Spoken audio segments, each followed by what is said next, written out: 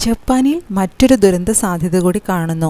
3 നൂറ്റാണ്ടുകൾക്ക് ശേഷം ഇത് പൊട്ടിത്തെറിക്കുമോ എന്നാണ് ഫുജി. ജപ്പാനിലെ മറ്റൊരു ദുരന്ത സാധ്യത അഗ്നിപർവ്വതങ്ങളുമായി ബന്ധപ്പെട്ടിരിക്കുന്നത് തന്നെയാണ്. മാങ്ക കലാകാരിയായ റിയോ തൽസുഗി ജൂലൈ 5-ന് രാജ്യത്തു വൻ പ്രകൃതി ദുരന്തം നടക്കുമെന്ന് പ്രവചിച്ചതിൻ്റെ അങ്കലാപ്പിൽ തന്നെയായിരുന്നു ജപ്പാൻ. ജപ്പാനിൽ പ്രകൃതി ദുരന്തങ്ങൾ അത്ര സാധാരണ സംഭവമല്ല.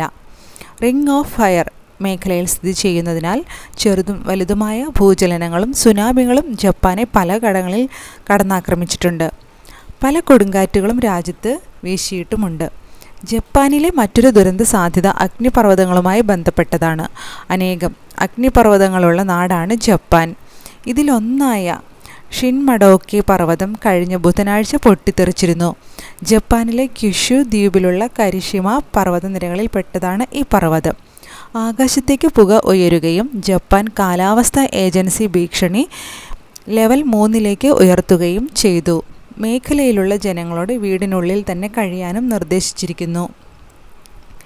ഇതോടെ എല്ലാം ശ്രദ്ധയും ജപ്പാനിലെ മറ്റൊരു അഗ്നിപർവ്വതത്തിലേക്ക് കേന്ദ്രീകരിച്ചിരിക്കുകയാണ്.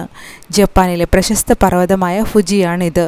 വെറുമൊരു പർവ്വതമല്ല ഇത്. ജപ്പാൻ്റെ ആത്മീയ മണ്ഡലത്തിൽ സ്ഥാനമുള്ള ഈ പർവ്വതം ആ രാജ്യത്തിൻ്റെ ചിഹ്നങ്ങളിൽ ഒന്ന് തന്നെയാണ്. ലോകമെമ്പാടും പെട്ടെന്ന് തിരിച്ചറിയപ്പെടുന്ന ഒരു അഗ്നിപർവ്വതം കൂടിയാണ് ഇത്. 1707 ആണ് ഫുജി അവസാനം ഒരു ഭീകര പൊട്ടിത്തെറി നടത്തിയത്.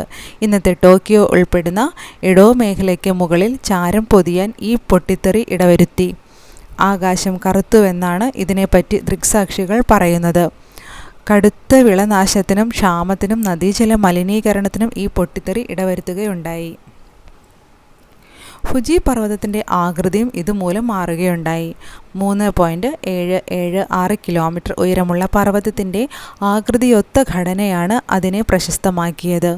3 നൂറ്റാണ്ടുകൾക്ക് മുൻപാണ് ഇതിൻ്റെ അവസാന വലിയ പൊട്ടിത്തെറി നടന്നത് എങ്കിലും ഇന്നും സജീവമായ ഒരു അഗ്നിപർവ്വതം തന്നെയാണിത്. നിലവിൽ പൊട്ടിത്തെറി സാധ്യത ഇതിന് കൽപ്പിക്കപ്പെടുന്നില്ലെങ്കിലും അങ്ങനെ പൊട്ടിത്തെറിച്ചാൽ ഗുരുതരമായ പ്രത്യാഘാതമായിരിക്കും ടോക്കിയോയിൽ സംഭവിക്കുന്നതെന്ന് ശാസ്ത്രജ്ഞന്മാർ പറഞ്ഞിരിക്കുന്നു. ഒരിക്കലും തളരാത്ത ആത്മധൈര്യം ജപ്പാൻ്റെ പ്രത്യേകത തന്നെയാണ്. അതേപോലെ തന്നെ അനുഭവങ്ങളിൽ നിന്നും പാഠം പഠിക്കാനുള്ള കഴിവും ഈ രാജ്യത്തിൻ്റെ മുഖമുദ്രയാണ്. ദുരന്ത സാധ്യതകളാൽ ചുറ്റപ്പെട്ടിട്ടുണ്ടെങ്കിലും അവർ അതിനെ അതിജീവിക്കുന്നതിനുള്ള പഠനങ്ങളും പ്രവർത്തനങ്ങളും ദീർഘകാലമായി നടത്തുന്നുണ്ട്. ഇതിൻ്റെ ഭാഗമായി കുട്ടികളെയും ദുരന്ത പ്രതിരോധം പഠിപ്പിക്കുന്നു. 2011 ഭൂകമ്പ സുനാമി വേളയിലും ജാപ്പനീസ് വിദ്യാർത്ഥികൾ പ്രകടിപ്പിച്ച സമചിത്തതയുടെ പരസ്പരമുള്ള കരുതലും ലോകശ്രദ്ധ നേടിയിരിക്കുന്നു.